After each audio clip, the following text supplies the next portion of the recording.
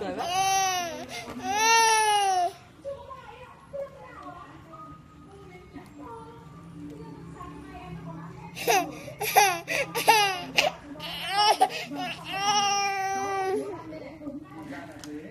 Cô Kim Ngân đấy, theo suy đoán của tôi là bị đau dạ dày, không ăn được chua quá thì sinh ra đau bụng.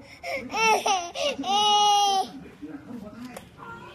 Và tôi góp ý với cả nhà, mình có biểu hiện gì thì nên thực hiện thực khám. Chúng tôi là chúng tôi biết mới đến chút khi mình có bệnh mà cứ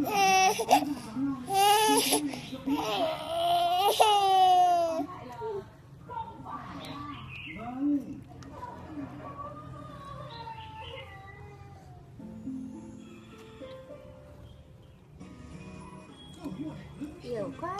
Cái chân nhỉ, cái chân nhỉ.